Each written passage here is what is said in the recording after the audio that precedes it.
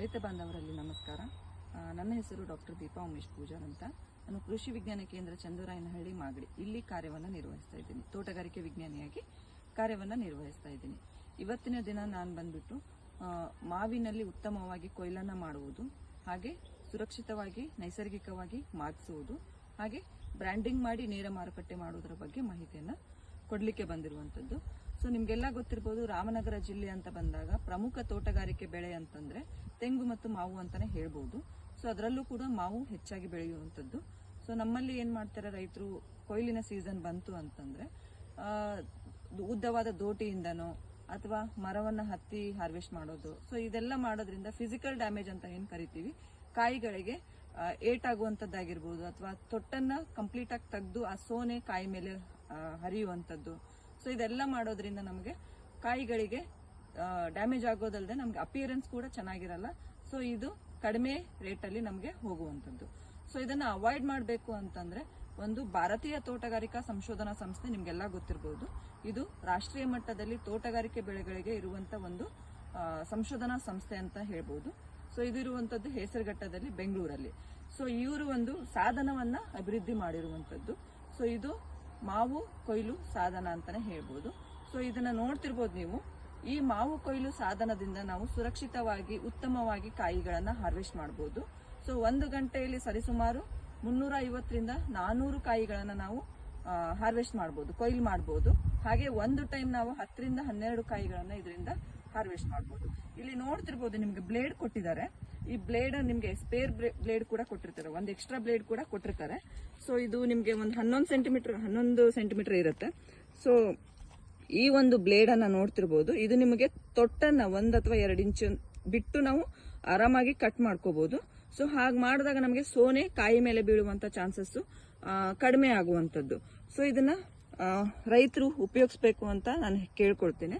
So ಇದರಿಂದ ನಮಗೆ ಇನ್ನೂ ಒಂದು ಅಡ್ವಾಂಟೇಜ್ ಯೋಗ ಏನು ಅಂತಂತಂದ್ರೆ, ನೀವು ನೋಡ್ತಿರ್ಬೋದು, ಕಾಯಿಗಳಿಗೆ ಯಾವುದೇ ರೀತಿಯಾದ ಡ್ಯಾಮೇಜ್ ಆಗಲ್ಲ. ಇದು ಕುಶನ್ ತರ ಇರುತ್ತೆ, ಮೆದುವಾಗಿರುತ್ತೆ. ಸೊ ಕಾಯಿಗಳಿಗೆ ಯಾವುದೇ ರೀತಿಯಾದ ಡ್ಯಾಮೇಜ್ ಆಗೋದಿಲ್ಲ. ಇದು ನಮ್ಮ ಕೃಷಿ ವಿಜ್ಞಾನ ಕೇಂದ್ರದಲ್ಲೂ ನಿಮ್ಗೆ ಲಭ್ಯ ಇರುತ್ತೆ. ಹಾಗೆ ನೀವು ತೋಟಗಾರಿಕೆ ಸಂಶೋಧನಾ ಸಂಸ್ಥೆ ಹೋದ್ರು ಅಲ್ಲೂ ಕೂಡ ಲಭ್ಯ ಇರುವಂತದ್ದು. ಸೊ ಇದನ್ನ ನೀವು ಉಪಯೋಗಿಸ್ಕೊಂಡು ಕಾಯನ್ನ ಕೊಯ್ಲು ಮಾಡಬೇಕು ಅಂತ ರೈತ ಬಾಂಧವರಲ್ಲಿ ನಾನು ಕೇಳ್ಕೊಳ್ತೀನಿ. ತದನಂತರ ಬರುವಂತದ್ದು ಹಣ್ಣಾಗಿಸುವಿಕೆ ಅಥವಾ ನೈಸರ್ಗಿಕವಾಗಿ ಹಣ್ಣಾಗಿಸುವಿಕೆ ಅಂತ ಹೇಳ್ಬೋದು. ಸೊ ನೈಸರ್ಗಿಕವಾಗಿ ಹಣ್ಣಾಗಿಸೋದು ಅಂತ ಕೇಳ್ಬೋದು ನೀವು, ಏನು ನೈಸರ್ಗಿಕವಾಗಿ ಹಣ್ಣಾಗಿಸೋದು ಅಂತ. ಇತ್ತೀಚಿನ ದಿನಗಳಲ್ಲಿ ನೀವು ನೋಡ್ತಿರ್ಬೋದು, ಮಾವು ಸೀಸನ್ ಬಂತು ಅಂತಂದ್ರೆ ಕ್ಯಾಲ್ಸಿಯಂ ಕಾರ್ಬೈಡ್ ಅನ್ನುವಂತ ಒಂದು ಕೆಮಿಕಲ್ ನ ಹೆಸರು ಜಾಸ್ತಿ ಕೇಳಿಸುವಂತದ್ದು.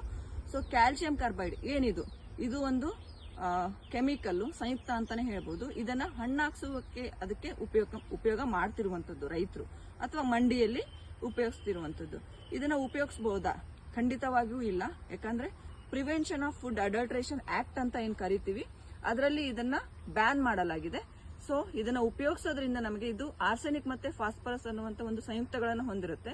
ಇದನ್ನ ಉಪಯೋಗಿಸಿದಾಗ ಅಸಿಟಿಲಿನ್ ಗ್ಯಾಸ್ ಅನ್ನುವಂಥದ್ದು ರಿಲೀಸ್ ಆಗುತ್ತೆ. ಅದು ನಮ್ಮ ಮೆದುಳಿಗೆ ಡ್ಯಾಮೇಜ್ ಅನ್ನ ಮಾಡುವಂತದ್ದು. ಸೊ ಇದನ್ನ ಉಪಯೋಗಿಸಬಾರದು ಅಂತ ಗೌರ್ಮೆಂಟ್ ಕಡೆಯಿಂದ ಅದನ್ನ ಬ್ಯಾನ್ ಮಾಡಲಾಗಿದೆ. ಸೊ ಅದಕ್ಕೆ ಆಲ್ಟರ್ನೇಟಿವ್ ಪರ್ಯಾಯ ಅಂತ ಬಂದಾಗ ಏನ್ ಮಾಡಬಹುದು? ಹಿಂದಿನ ಕಾಲದಲ್ಲಿ ನಿಮಗೂ ಗೊತ್ತಿರಬಹುದು, ಅಕ್ಕಿಯಲ್ಲಿ ಕಾಯಿಗಳನ್ನ ಹಾಕ್ತಿದ್ರು ಹಣ್ಣಾಗ್ಸಕ್ಕೆ ಅಲ್ವಾ. ಸೊ ಅದೇ ರೀತಿ ಈಗ ಇತ್ರೇಲ್ ಅನ್ನುವಂತ ಒಂದು ಹಾರ್ಮೋನ್ ಅಂತಾನೆ ಕರಿಬಹುದು, ಇಥಿಲಿನ್ ಅನ್ನುವಂತ ಹಾರ್ಮೋನ್. ಹಾಗಿದ್ರೆ ಏನಿದು ಇಥಿಲಿನ್ ಅನ್ನುವಂತ ಹಾರ್ಮೋನ್ ಅಂತ ನೀವು ಕೇಳಬಹುದು. ಸೊ ಇಥಿಲಿನ್ ಅನ್ನುವಂಥದ್ದು ಒಂದು ಹಾರ್ಮೋನು, ಇದು ನೈಸರ್ಗಿಕವಾಗಿ ಕಾಯಿಗಳಲ್ಲೇ ಬಿಡುಗಡೆಯಾಗುವಂತದ್ದು. ಸೊ ಇಲ್ಲಿ ನೀವು ನೋಡ್ತಿರ್ಬೋದು, ಹಣ್ಣುಗಳಲ್ಲಿ 2 ವಿಧಗಳು ಕಂಡು ಬರ್ತವೆ. ಒಂದು ಬಂದ್ಬಿಟ್ಟು ಕ್ಲೈಮೆಟ್ರಿಕ್ ಫ್ರೂಟ್ ಅಂತ ಕರಿತೀವಿ. ಇದನ್ನ ಕಾಯಿ ಮಾಗಿದ್ಮೇಲೆ ನಾವು ಕೊಯ್ಲು ಮಾಡಿದಾಗ ಕಿತ್ತ ಮೇಲೂ ಕೂಡ ಹಣ್ಣಾಗುವಂತದ್ದು. ಉದಾಹರಣೆ ಬಂದ್ಬಿಟ್ಟು ಮಾವಾಗಿರ್ಬೋದು, ಬಾಳೆ ಆಗಿರ್ಬೋದು, ಪಪಾಯ ಆಗಿರ್ಬೋದು, ಸಪೋಟ ಆಗಿರ್ಬೋದು. ಈ ಎಲ್ಲ ಹಣ್ಣುಗಳು ಕ್ಲೈಮೆಟ್ರಿಕ್ ಅಂದ್ರೆ ಮಾಗಿದ್ಮೇಲೆ ನಾವು ಕಿತ್ಬೋದು, ಕಿತ್ತಿದ್ಮೇಲೂ ಕೂಡ ಇದು ಹಣ್ಣಾಗುವಂತದ್ದು. ಸೊ ನಾನ್ ಕ್ಲೈಮೆಟ್ರಿಕ್ ಫ್ರೂಟ್ಸ್ ಅಂತಂದ್ರೆ ಇದರಲ್ಲಿ ನಾವು ಕಂಪ್ಲೀಟ್ ಹಣ್ಣಾಗುವವರೆಗೂ ಗಿಡದಲ್ಲೇ ಇರಬೇಕು ಆ ಕಾಯಿಗಳು. ಸೊ ಅದ ಹಣ್ಣಾದ್ಮೇಲೆ ಕಿತ್ಬೇಕು. ಒಂದ್ ಕೇಸ್ ಮಾಗಿದ್ಮೇಲೆ ನಾವೇನಾದ್ರೂ ಹಾರ್ವೆಸ್ಟ್ ಮಾಡಿದ್ರೆ ಅಥವಾ ಕೊಯ್ಲು ಮಾಡಿದ್ರೆ ಅದು ಹಣ್ಣಾಗಲ್ಲ. ಸೊ ಇದು ಉದಾಹರಣೆ ಬಂದ್ಬಿಟ್ಟು ಮೋಸಂಬಿ, ಕಿತ್ಲೆ, ಸ್ಟ್ರಾಬೆರಿ, ಆಮೇಲೆ ದಾಳಿಂಬೆ, ಈ ಎಲ್ಲ ಹಣ್ಣುಗಳು ಬರುವಂತದ್ದು.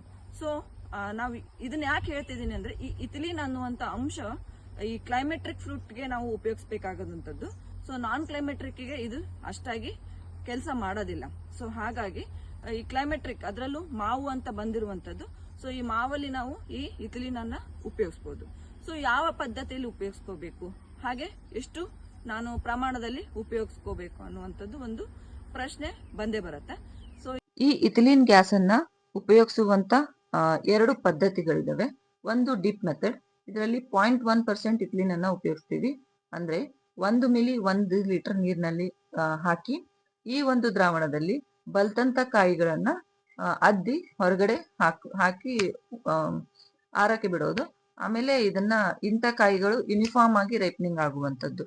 ಸೊ ಇದರಿಂದ ನಮ್ಗೆ 12 ರಿಂದ 24 ಗಂಟೆಗಳಲ್ಲಿ ನಮ್ಗೆ ಹಣ್ಣುಗಳು, ಇದು ಬಲ್ತಂತ ಕಾಯಿಗಳು ಹಣ್ಣಾಗುವಂತದ್ದನ್ನ ನಾವು ನೋಡ್ಬೋದು. ಹಾಗೆ ಇನ್ನೊಂದು ಗ್ಯಾಶಿಯಸ್ ಮೆಥಡ್ ಅಂತ ಕರಿತೀವಿ.